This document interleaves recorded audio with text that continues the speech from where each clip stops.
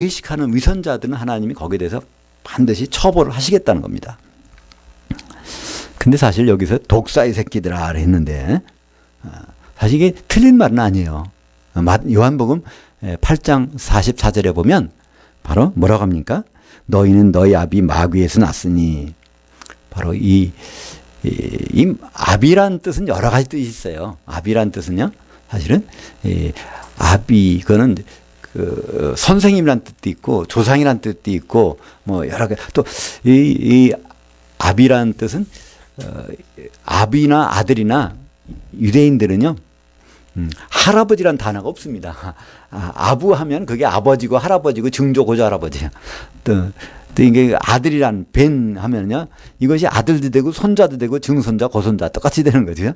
그래서 일단은 너희가 누구를 뜻을 따라서 움직이느냐에 따라서 지금 그들은 바로 이 마귀가 그들이 아비라는 거예요. 마귀의 뜻대로 움직이고 있다는 것을 말씀하고 있습니다. 그런 면에서 그들은 바로 독사의 새끼라는 거예요. 사탄의 좋아하는 뜻대로, 하나님의 뜻과 반대되는 것. 이 사탄이라는 뜻은요,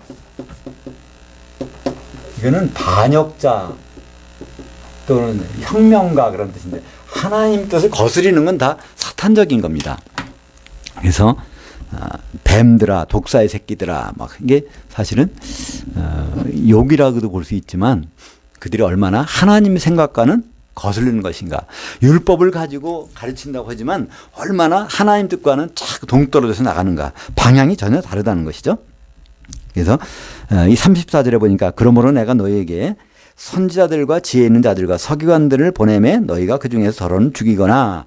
그래서 이제 앞으로 예수님이 바로 선지자, 내 선지자, 지혜 있는 자들, 서기관들을 보내시겠다는 거예요. 이게 누굴까요? 사도들입니다. 사도를 아포스톨로스라고 합니다. 아포스톨로스.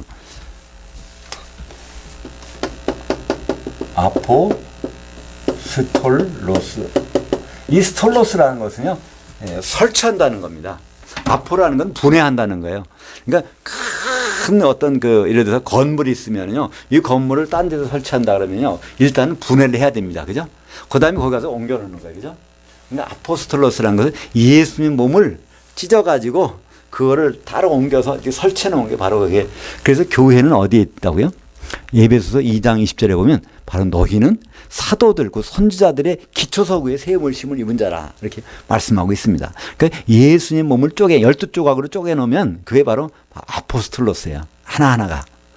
거기에 우리는 이제 세워지는 건데, 그래서 아포스톨로스는 이건 명사고요. 그걸 동사로 써서 보낸다고 합니다. 그러니까 내가 사도들을 보낼 텐데, 사도는 그러니까 한마디로 선지자들이고 동시에 지혜 있는 자들이고, 그들은 또 서기관들이라는 거예요. 서기관들이라는 건 뭘까요?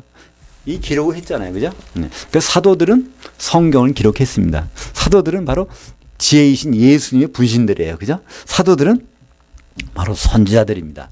이 선지자라는 것은 지난번에 말씀드렸죠?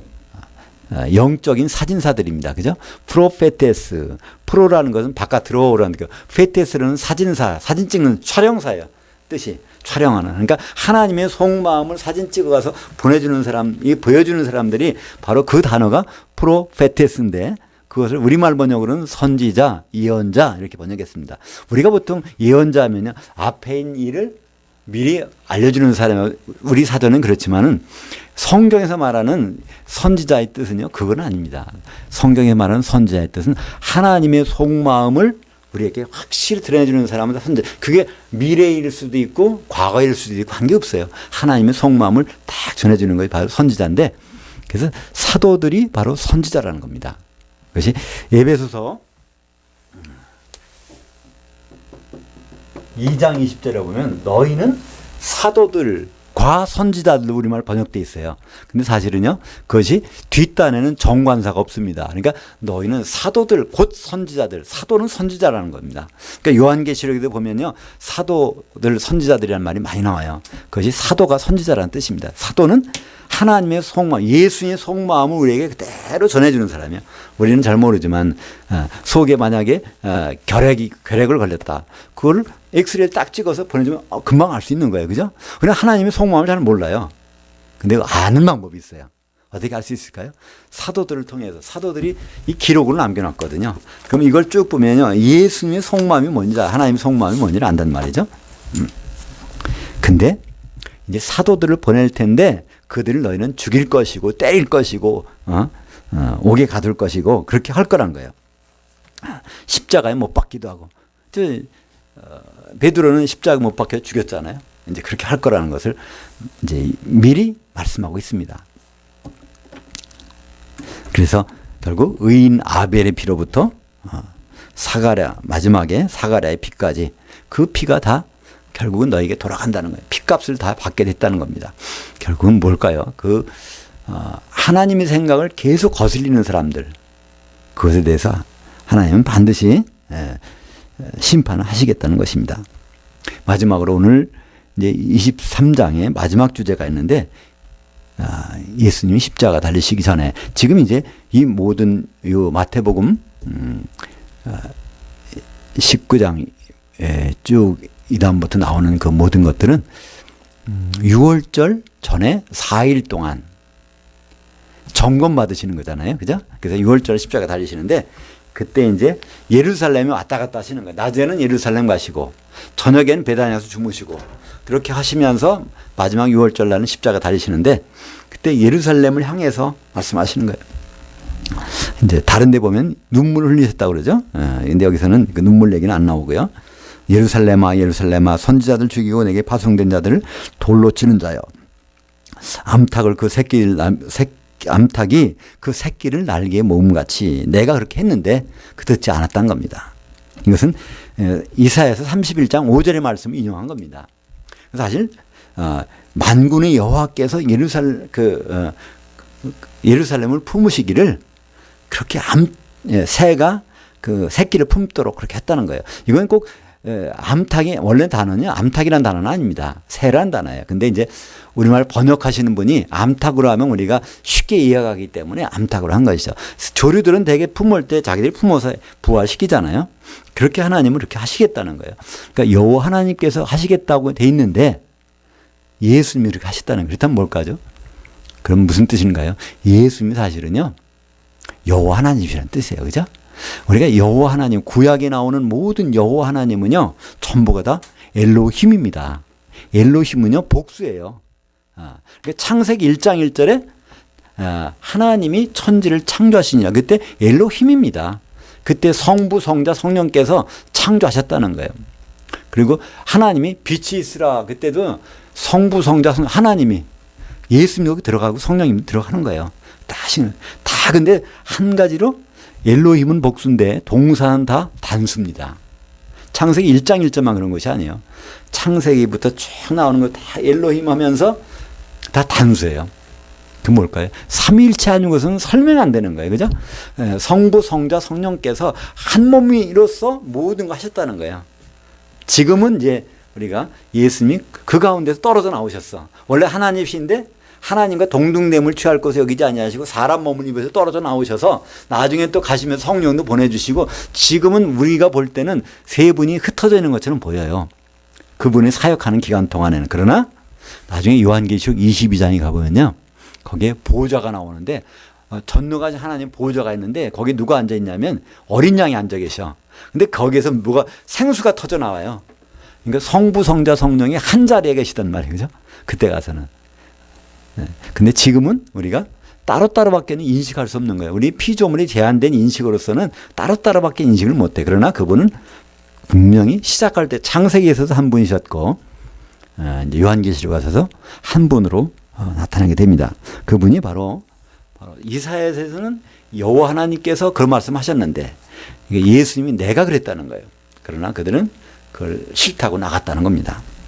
그래서 그것은 멸망하게 돼 있다는 겁니다. 그래서 예루살렘 성전은 이제 멸망합니다. 언제죠?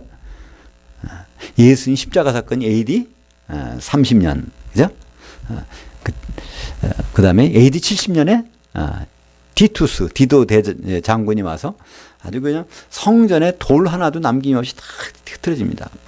왜냐하면 거기에 돌 사이에다가 금을 발라놨다는 소문이 퍼져가지고 로마 병정들이 와서 그냥 돌 하나도 남기지 않고 다 흩어졌다는 거예요. 예수님 말씀대로. 예. 봐라. 38절에 너희 집이 황폐하여 버림바 되리라. 40년이 딱 지나니까 이 말씀하시고 나서 40년이 딱 되니까 로마의 장군이 와서 이거를 다 황폐해 버렸습니다. 너희 집이라는 건요.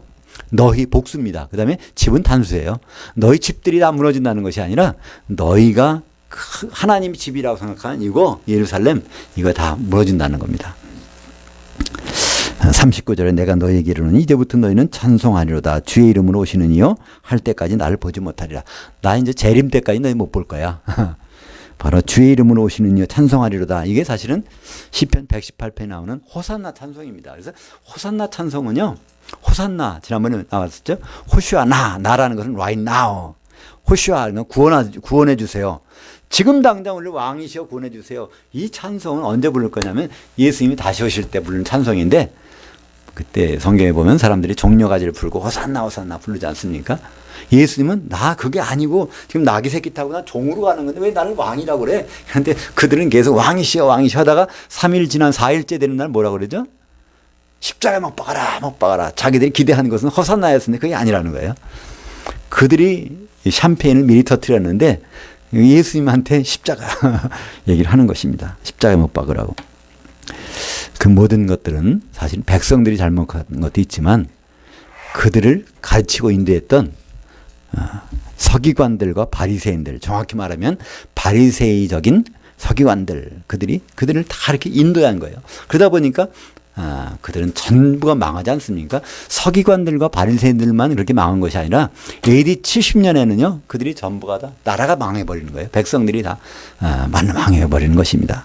이것은 그때 역사적 사건으로만 우리에게 주신 걸까요? 그렇지 않습니다. 하나의 모형으로 주신 겁니다. 지금도 맹인된 목자들이라고 하면 이렇게 될 가능성이 있다는 겁니다.